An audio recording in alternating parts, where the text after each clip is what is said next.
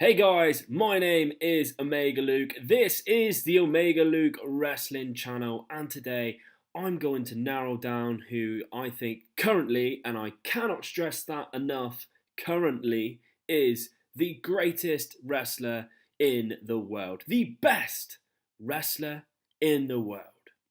The best in the world! No! God, please, no! No! No! No! Yeah, spoiler alert, it's not Shane McMahon. Sorry. Ladies and gentlemen, available on all platforms and YouTube. He's the Apex Podcaster. He's the wise owl of professional wrestling. He smells better than Dude Love with Sex Panther on. He's the king of fantasy booking. He is your favorite podcaster's favorite podcast. He is Omega Luke, and you're listening to the Omega Luke Wrestling Podcast.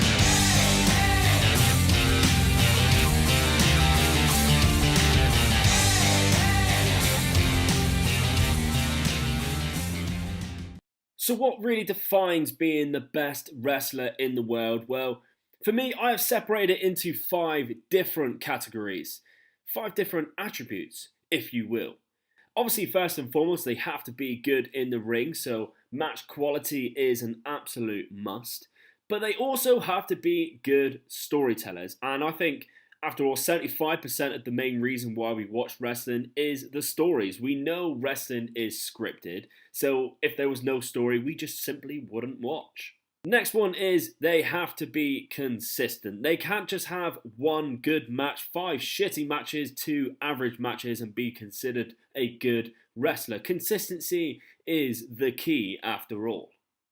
They also have to be on a big stage. There are so many incredible indie wrestlers, and some of my favourite wrestlers right now, with the likes of Bronco Brendan White or Millie McKenzie, are great wrestlers, but they aren't on big enough stages yet, and they're not being seen by the masses, and to me that is important in being the greatest wrestler in the world. Finally, do they get me and you, the wrestling viewers, invested in them? That for me is what separates a good wrestler to a great wrestler. When you're watching their matches, do you really care? So when I decided to make this video, there were a few wrestlers that popped into my head and made sort of a list of the best wrestlers in the world right now who have the potential to be the best. So let's knock a few out of contention right now. Velveteen Dream. He has the charisma, he has the storytelling ability, his selling is second to none. So he gets me emotionally invested. But sometimes match quality is good, not great. And there are just some wrestlers who have been way more consistent. Dream over. AJ Styles. Maybe a year or 2 ago, yes. But right now, no. Lately, I seem to just watch the same AJ Styles match over and over again with just different opponents. All his matches are very similar, so for me, not for me, AJ. Pete Dunne. Difficult one for me because I love Petey. Probably the best modern day title reign that there has been for a long time with that UK belt. What he did for UK wrestling is pretty incredible, and he does it everywhere he goes. Always very consistent, which we know consistency is key. A couple of matches here and there creep into that aren't the best, but that tends to not really be his fault. And you look at that takeover match with Joe Coffey. The only thing with Pete for me is very restricted on the mic. I don't hear a Pete Dunne promo and get hyped, but pretty much quite a close call. Closer than I thought, really, thinking on it. Becky Lynch.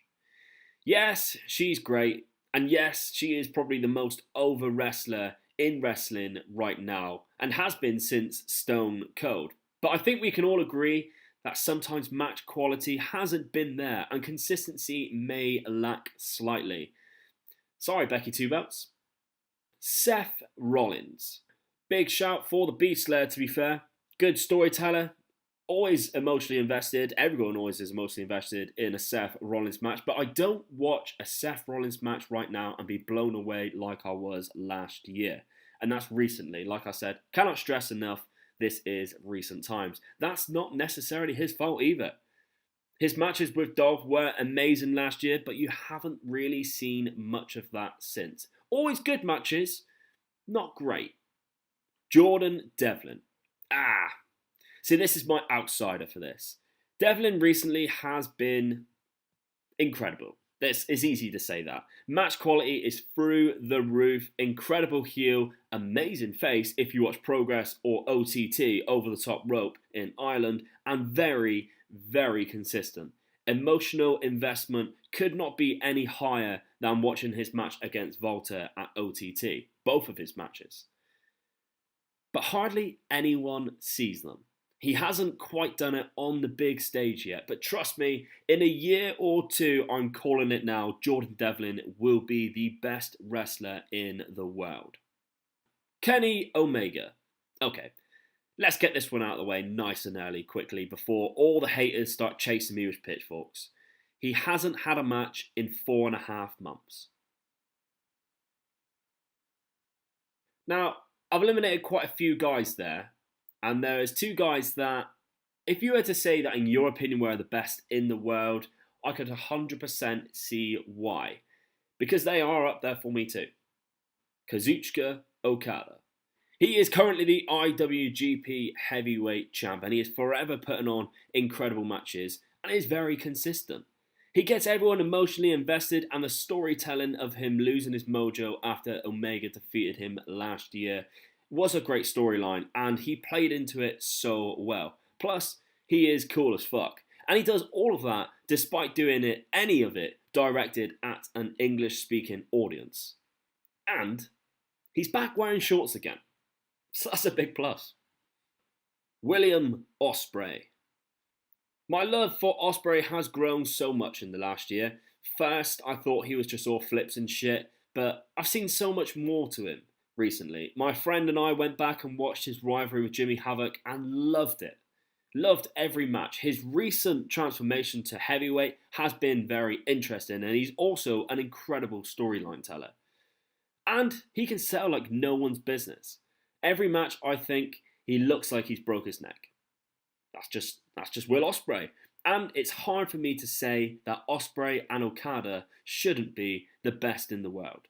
But I hope I make a good argument as to why I think this pick should be. Okay, here goes. So in my opinion, currently, right now, the best wrestler in the world is Johnny Gargano.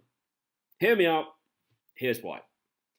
Emotional investment, there is just no one better. We've seen with the Ciampa feud, fans were so behind Johnny Gargano, and when he turned heel, everyone believed it and was gutted. He's always doing it on a big stage. Every takeover, Johnny Takeover comes out to have the best match of the night. And that's a true fact. You can check Meltzer's stars, which is a legitimate way of scoring that. It's fact. That also shows consistency. Not just recently, but when was the last time that you seen a bad Johnny Gargano match? Do they exist? I sure as hell haven't seen one. Storytelling wise, he had the best story in wrestling, culminate with him winning the title this WrestleMania weekend, which started, if you think about it, way back in either December 2017 or January 2018, when he won that fatal 4-way match to face Andrade Cien Almas at TakeOver Philly. That's like 15 months storyline wise. That's pretty incredible. Match quality, I mean, I don't really need to explain it. The matches with Ciampa, Ricochet, Aleister Black, and of course recently with Adam Cole, it doesn't matter if he wins or loses those matches. They become the talking point for the next couple of weeks because they are just that good. Match quality wise, Johnny Gargano is easily up there with the best in the world. So taking all of that in consideration, Johnny Gargano is the best wrestler in the world. Greg Hamilton You're getting it wrong, son.